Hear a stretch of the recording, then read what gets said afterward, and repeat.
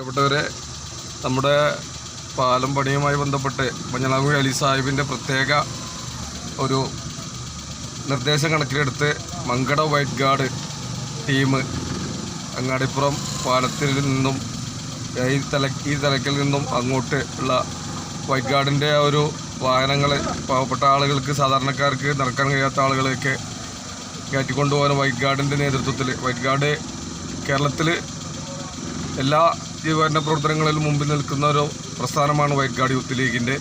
ആ ഒരു പ്രസ്ഥാനം ഈ ഒരു ഉത്തരവാദിത്വം കൂടി ഏറ്റെടുത്ത് മഞ്ഞളാംകുഴി അലി സാഹിബിൻ്റെ നേതൃത്വത്തിൽ ആളുകൾ ബുദ്ധിമുട്ടരുതേ എന്നുള്ളൊരു ഉദ്ദേശത്തോടു കൂടി അലി സാഹിബ് നടപ്പാക്കിയ ഒരു പദ്ധതി വളരെ കൃത്യമായി തന്നെ വൈറ്റ് ഗാർഡിൻ്റെ നേതൃത്വത്തിൽ പക്കരപ്പറമ്പ് മക്കടയ്ക്കുള്ള വൈറ്റ് ഗാർഡിൻ്റെ കരുത്തരായ പ്രവർത്തകർ അത് ഏറ്റെടുത്തുകൊണ്ട് മുന്നോട്ട് പോകുന്നത് വളരെ സന്തോഷം. ഏതായാലും ആ ഒരു വാഹനത്തിലാണ് ഇന്നത്തെ യാത്ര.